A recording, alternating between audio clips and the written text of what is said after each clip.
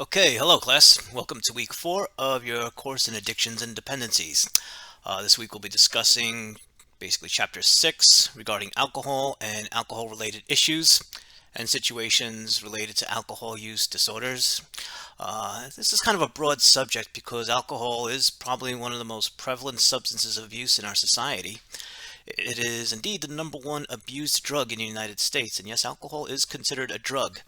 And there's probably a number of reasons why this is so, but it's one, it's legal.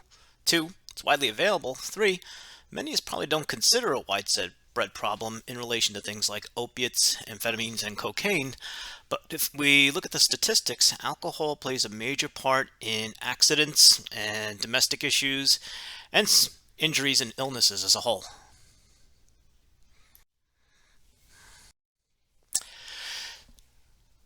So it's important to get a little bit of an idea about how alcohol has influenced our history and culture throughout the ages. It's widely believed that when the Pilgrims and Puritans landed in Massachusetts, they initially did so because they ran out of beer and alcoholic beverages. That may seem somewhat comical until you understand the necessity of alcoholic beverages for the survival of this community. You have to remember there were no sanitary water filtration systems, and food and waterborne illnesses were a major contributor of death and illness during these times. Products like beer and other alcoholic beverages were important for providing nutrition as well as hydration without the risk of bacterial contamination that could lead to widespread illness and death. So alcohol use was quite prevalent among the late 1700s and early 1800s and was never really considered a public health issue, although public drunkenness could result in harsh penalties, including whippings and beatings, if it got too out of control. There was a paradigm change in the perception of alcohol, beginning with the publishings of Dr. Benjamin Rush, who was referred to as the father of modern psychology. He was also one of the first signers of the Declaration of Independence. Dr. Rush was one of the first persons to go on record as labeling alcoholism as a disease and urged physicians to become abstinent in order to enhance their professions. In 1784, he published a paper describing the harmful effects of alcohol. However, it was not really well received, as alcohol was still an important staple and commodity in American society.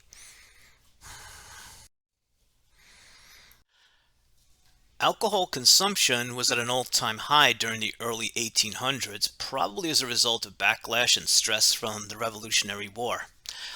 Public intoxication and binge drinking was the highest at all time in this country, and people started recognizing the larger problems emanating from uncontrolled alcohol use. Alcohol was seen as a major cause of crime and violence, and this soon gave rise to what was called the temperance movement. These movements were developed to encourage abstinence and were founded by various groups, including the Women's Christian Temperance Union, Anti-Saloon League, and National Prohibition Party. Journals and propaganda materials were published to discourage the use of alcohol in public as well as in the home. These movements remained pretty strong until the onset of the Civil War, when societal priorities had begun to change. In the early 1900s, many states enacted their own laws and regulations banning or severely limiting use and distribution of alcoholic beverages, but there was no national or federal law on the books. Anti-alcohol sentiments seemed to accelerate at the time of the First World War, when it was believed that alcohol weakened the nation's strength and willpower. So at the end of 1919, the Volstead Act, or the 18th Amendment, was ratified, which prohibited the sale, transportation, and manufacturing of alcohol. This law went into effect in January 16, 1920, and this was the beginning of the era of alcohol prohibition, which was predominant in the 1920s. There were many consequences as a result of prohibition. Many economists thought that the sale of household goods such as clothing and entertainment would increase. However, it would also be offset by increases in savings and retention of expendable income due to not purchasing alcoholic products. There was a significant decline of employment, however, in the theater and entertainment industries as well as restaurant industries due to a loss of revenue in liquor sales. Some people also believe the federal government may have shot itself in the foot when instituting the Volstead Act, because it in fact had lost a significant amount of tax revenue from the purchases, sales, and distributions of alcoholic beverages. While there's no national data statistics prior to 1930, some people say that Prohibition contributed to a real culture of lawlessness. Some believe that this really gave birth to the rise of organized crime. It looks like Prohibition created a large black market for beer in major cities and turned law-abiding citizens who consumed alcohol legally prior to 1920 into criminals post-1920s. Seems that black market set up a whole culture of lawlessness and organized crime syndicates. Take, for example, the picture you see of Al Capone back from Chicago. The demand for alcohol was so great these times it allowed Al Capone to thrive financially and survive by paying off law enforcement and judicial officials. Another problem with the black market distribution of alcohol, as it was seen as an illicit drug market of today, was the addition of toxic adulterants to products due to lack of oversight and regulation. And this is just an example of some of the bludgeoning and the crime. This is that resulted in Prohibition. What you see a picture of here was referred to as the St. Valentine's Day Massacre that occurred in Chicago in 1929 as a result of rivalry between two major gang players in Chicago. The repeal of Prohibition was a major platform for the 1932 presidential election, which contributed to the victory of Franklin Delano Roosevelt. He promised Americans he would revoke the Volstead Act. There may have been some pressure due to the severe economic turmoil of the Depression at that time. But in 1933, the 21st Amendment was ratified, which repealed Prohibition. This was the only time in U.S. history that a constitutional amendment, the Volstead Amendment, was actually revoked.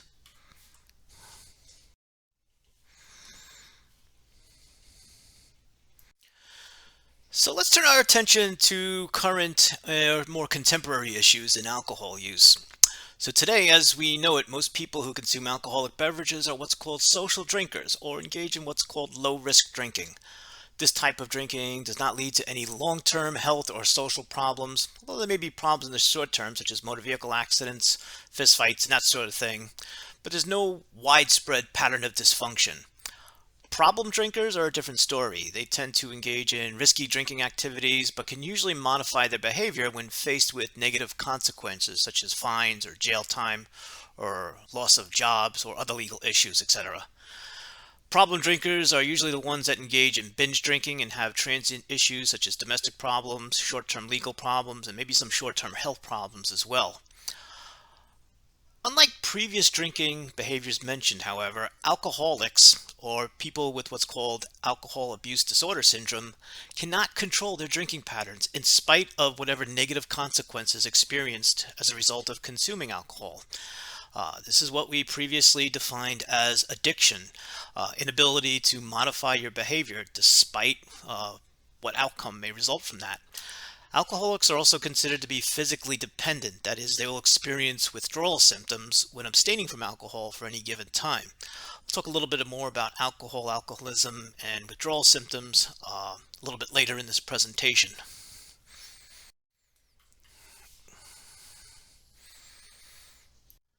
And so let's talk about some of the factors that may contribute to alcohol use. First factor to think about is its cost. It's reasonable to think that as cost increases, consumption decreases, just like anything else in a capitalistic market. This is somewhat the theory behind what's called sin taxes, or putting extra taxes on products of what's considered vice, such as alcohol, tobacco, things of that sort.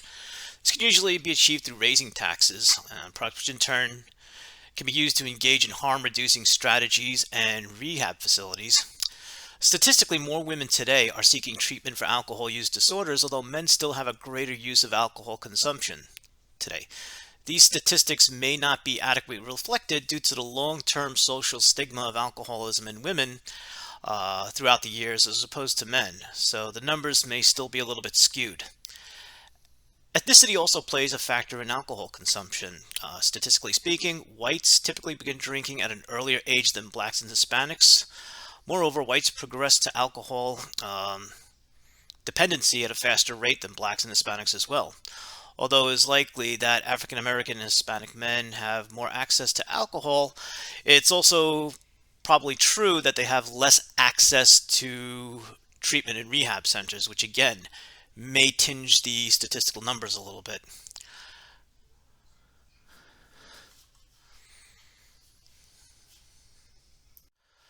And what has only recently been identified in the increasing prevalence of alcohol use disorder, as well as other substance disorders, is with people who are considered sexual minorities. In other words, lesbian, gays, transsexuals, etc.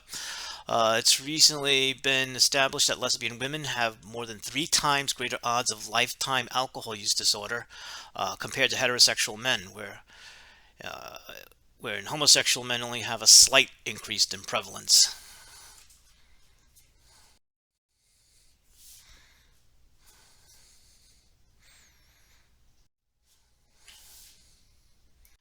Pharmacologically, alcohol is considered a central nervous system depressant. Now, you may find that term a little confusing because most people associate low intakes of alcohol as resulting in more aggressive and lifelike personality characteristics. Let's have to go back to the chapter on pharmacology and review how alcohol can inhibit and enhance certain neurotransmitters to really kind of understand the somewhat paradoxical thinking in that and how alcohol affects these neurotransmitters. We'll talk a little bit more about that when we talk about how alcohol affects certain organ systems. The form of alcohol that is consumed in beverages is called ethyl alcohol, which is derived from either fruits or grains, not to be confused with methyl alcohol, which is derived from wood. Methyl alcohol is extremely toxic. It can lead to blindness and death. This was a problem that was again seen during the years of Prohibition, when these tainted alcohol products were put on the market and many victims suffer these consequences as a result of these adulterants. Isopropyl alcohol is a form of alcohol that's made in the lab synthetically, not naturally, and it's used primarily in industrial products, anything from cleaning solutions to hand lotions, cosmetics, just to name a few things.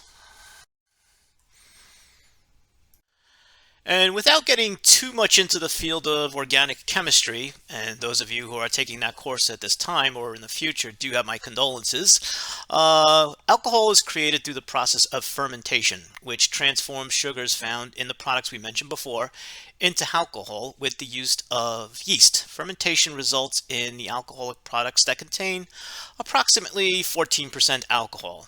So this is what you would find in most wines and beer products.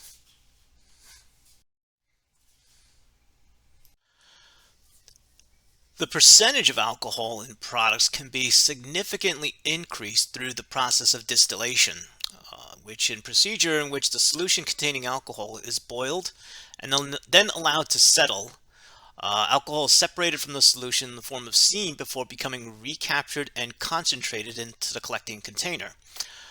When one purchases an alcoholic beverage, they usually look at what's called the proof, or what's the amount of alcohol in the beverage itself. It's usually expressed as twice the percentage of alcohol uh, content. So for example, a bottle of whiskey that's labeled as 90 proof has 45% alcohol.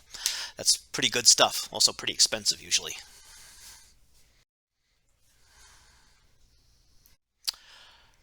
So there are various factors that can result in the way or the rate in which alcohol is absorbed into the bloodstream. Now, this is not a how to get drunk fast 101 course, but the type of alcohol ingested in itself is a factor. Distilled spirits, the ones we talked about that have a high concentration of alcohol per volume, are obviously absorbed more quickly. So a shot of whiskey versus a shot of champagne or wine is going to be much more readily absorbed.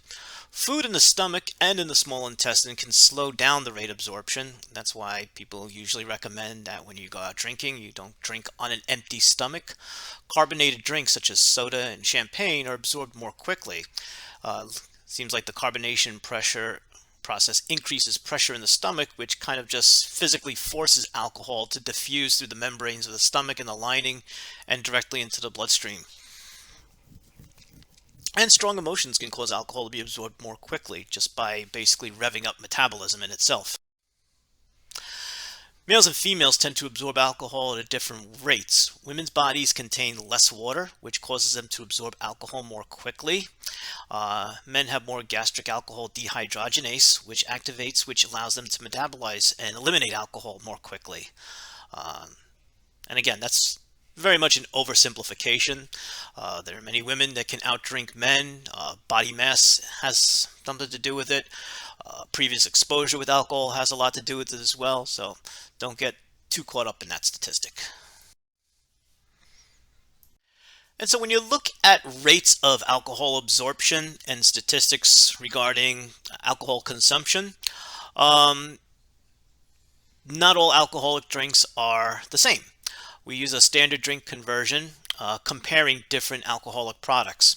So one beer, which contains about 5% alcohol, with a typical volume of about 12 ounces, has about the same amount of alcohol as a 5-ounce glass of wine. Sorry, has less alcohol than a 5-ounce glass of wine, which is about 12 to 17% alcohol.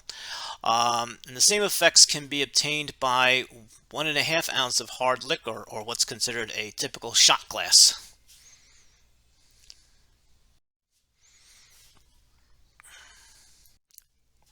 So probably one of the most important organ systems that is affected by alcohol is the central nervous system. The brain itself is highly sensitive to alcohol. Alcohol acts on the cerebrum, which affects judgment, reasoning, problem solving, and inhibitions, and is again one of the reasons why alcohol is considered to be a depressant and results sometimes in uncharacteristic hyperactivity due to its depressant effect on the inhibitory centers of the brain. Alcohol also acts on the cerebral cortex, which can affect the initiation of motor activity and mood, as well as the cerebellum, leading to loss of motor coordination. As you can see in the slide here, large amounts of alcohol can result in what's called atrophy of the brain tissue over long periods of time, which can contribute to injuries such as subdural hematomas, which is a result of bleeding between the brain and the skull itself. Alcoholics in general tend to bleed a lot easier than most people because, one, they tend to fall and hit their head easier.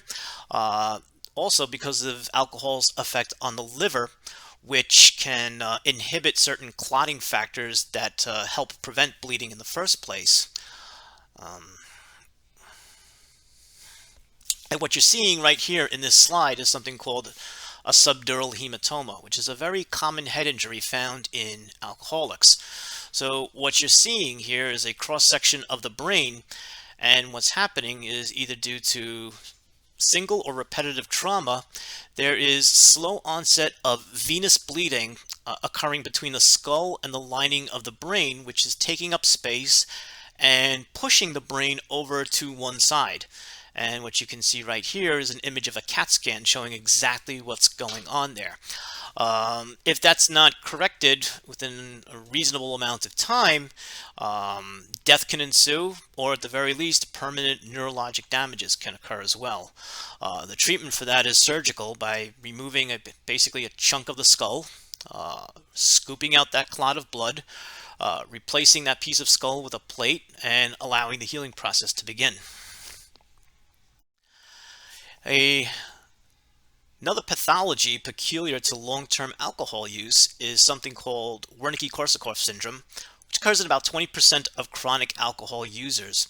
The syndrome results in brain lesions causing memory problems, disorientation, nerve damage, lack of coordination, abnormal rapid horizontal eye movements, as well as periods of memory loss and loss of touch with reality as well.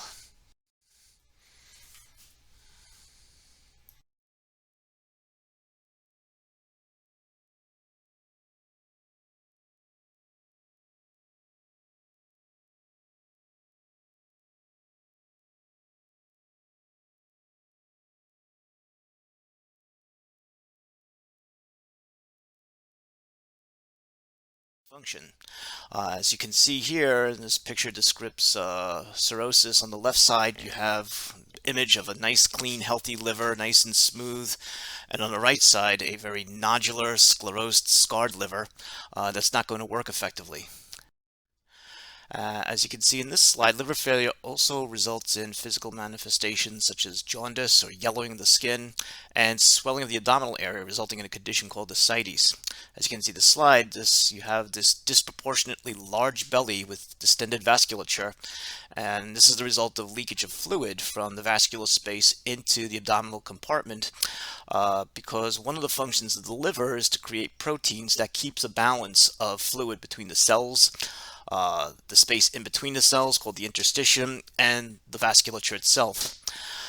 Even one single night of binge drinking can result in a condition called alcoholic fatty liver disease.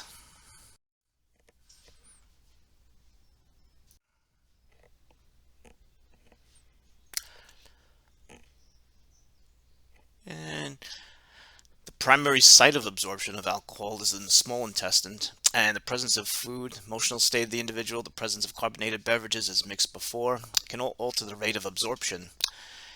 In moderate amounts, alcohol has been known to aid digestion by increasing gastric juices in the stomach, and that's why a glass of wine and spirits are very common with dinner at social events. However, regular consumption of alcoholic beverages can cause severe inflammation of the esophagus, resulting in a condition called esophageal varices, which can result in severe internal bleeding. Just picture somebody vomiting up buckets of bright red blood, and that's usually a result of this condition right here. Heavy alcohol use can also lead to malnutrition due to alcohol's ability to interfere with the body's absorption of other nutrients. And other GI ailments associated with alcohol are gastritis, inflammation of the stomach lining, peptic ulcer disease, pancreatitis, and although the medical literature has demonstrated that mild to moderate alcohol consumption may be beneficial in protecting the heart against cardiovascular disease, and presumably by boosting HDL cholesterol, the harmful effects of long-term heavy drinking far outweigh any benefits. In heavy amounts, alcohol has been proven to cause degeneration of the heart muscle tissue, leading to a condition called cardiomyopathy. In addition, elevations of blood pressure due to alcohol consumption can accelerate atherosclerosis, leading to a heart attack. Another interesting conditions that occurs, especially with heavy binge drinking, is something called holiday heart syndrome, where the heart goes into a sudden, extremely rapid, irregular, and chaotic rhythm called atrial fibrillation. This can happen to somebody who's had just no previous diagnosis of heart disease in the past and just suffered from one episode of heavy drinking. They tend to call this holiday heart syndrome because, as you can suspect, you usually see it mostly along the holidays when people tend to consume alcohol in extra amounts than they're normally used to. And you can see here, for anybody that's familiar with how an EKG works, this is a representation of the heart rate. Now, the top level here, you see a regular, normal beating heart rhythm occurring at about 75 beats per minute, which is a normal heart rate. The long, narrow spikes represents each ventricular contraction, represents it. And you can see that one episode is occurring at regular intervals right after the other. And the bottom one, you see that the intervals are much closer together, meaning that the heart's beating a lot faster in pace. And you see that it is very irregular rhythm. There's no rhyme or reason. There's no discernible pattern. It's very random and chaotic. There's a lot of other causes for this condition as well, but again, binge drinking can cause it in patients that have no other long-standing heart disease.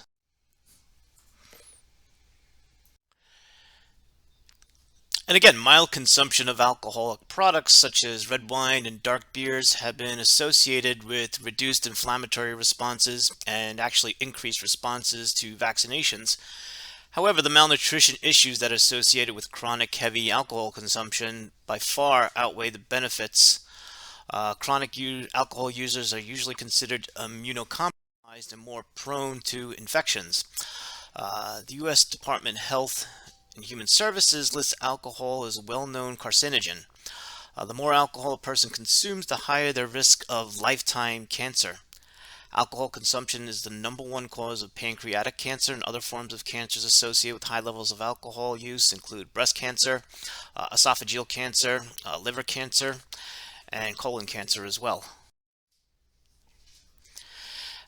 Alcohol has been well known for its teratogenicity, that is, ability to harm the unborn child in a pregnant female and to cause birth defects to the unborn fetus. Issues such as low birth weight and growth problems with heart and kidney development, cognitive deficits have all been established in the medical literature.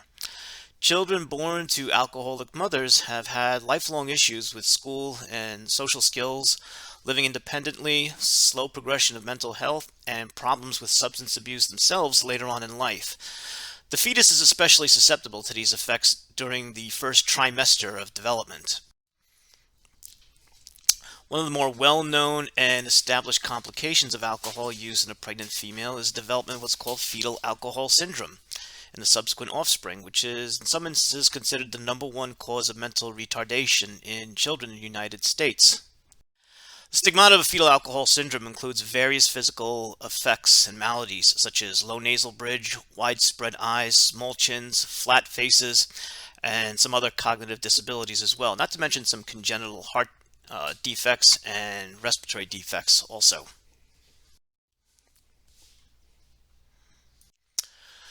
Some social issues related to alcohol include underage drinking. So the most widely used drug among American youth is alcohol. More than 4,300 deaths are attributed each year to underage drinking, usually as a result of automobile fatalities. Violence is another leading cause of alcohol-related deaths among people under 18. What's been somewhat popular over the last couple of years are caffeinated alcohol products, most commonly one known as Por Loco. Youth who drink alcohol combined with energy drinks usually experience more harm related to alcohol. That's a misconception or a false belief that caffeinated products with alcohol reduces the onset of intoxication. And that's just actually not true. Caffeinated alcohol allows a person to be awake longer and may offset fatigue. However, all you're going to really have is somebody who's quite drunk and more awake for a longer period of time. Alcoholism itself is defined as the inability to control drinking due to both a physical and an emotional dependence on alcohol. Symptoms include a strong need or urge to use alcohol. Those with alcohol use disorder may have problems controlling their drinking, continue to use alcohol even when it causes problems, or have withdrawal symptoms when they rapidly decrease or stop drinking. Treatment involves things like counseling, behavioral therapy, and even medications to reduce the desire to drink. Some people actually need medical detoxification to stop drinking safely. Mutual support groups help people stop drinking as well, manage relapses, and cope with the necessary lifestyle changes. It's important to understand that symptoms of alcohol withdrawal can vary widely in severity and can be extremely life-threatening. Symptoms may occur from hours to days after stopping alcohol. They may include headache, nausea, tremors, anxiety, hallucination, and even seizures. In many cases, alcohol withdrawal really requires medical treatment and hospital admission. It is considered a medical emergency. Medications may be used to treat physical symptoms, such as benzodiazepines, Valium, barbiturates, while counseling and support groups help with controlling the drinking behavior. It still needs to be impressed upon that alcohol withdrawal itself can be a life-threatening condition. So if you look at the slide here, let's impress upon the difference between signs of problem drinking and signs of true alcoholism, or what we like to call today alcohol use disorder. Signs of problem drinking including needing an alcohol to feel comfortable in social situations, maybe to loosen your inhibitions, decrease shyness, feel one in the crowd. Need alcohol to feel good about yourself. Need alcohol to feel happy. Need alcohol to have a good time, to, again, probably as a result of releasing those inhibitions. Or need alcohol to escape from problems, as opposed to sign of alcoholism, where you have an inability to control drinking after the first drink. So it's kind of like a snowball effect. After that first drink, just more and more tied on until ultimately person passes out. Alcoholism also involves obsession about alcohol, going out of your way, or behavior modification in order to obtain alcoholic products. Repeated unwanted drinking behaviors despite negative consequences. And we said that's pretty much the definition of addiction. Setting drinking limits but not being able to adhere to them. basically saying, oh, I'm just going to have 1, 2 drinks and that's it, and really not following through. Maybe you designated yourself as the designated driver, and all of a sudden you find that you can't get behind that wheel. And chronic blackouts, waking up in situations you're unfamiliar with, not remembering the events that occurred before passing out. Those are all signs of true alcohol use disorder.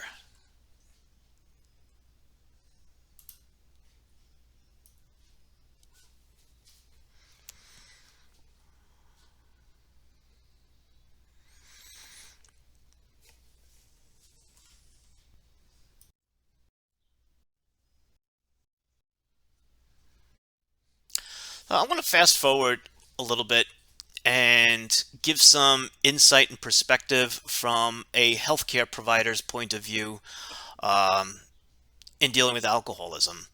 Uh, it's unfortunate, and it's more of a personal opinion than anything, that I find it a disappointment that in the medical profession, we still tend to look unfavorably upon people with alcohol use disorder. If you look at this slide right here, you see what's the meant to be a representation or a stereotypical representation of what a typical alcoholic would look like. Unkempt, disheveled, probably homeless, probably impoverished, but that really only paints a very limited picture of a person with alcohol use disorder or alcoholism. If you look here, this picture really more or less represents the true face of alcoholism. It can affect anybody of any age, either gender or any gender identity, any ethnic background, any cultural background, and it crosses all lines of professional background as well. Anywhere from the teacher to the student to the engineer to the soldier to the medical officer to the businessman to the athlete, nobody is truly immune to alcohol use disorder.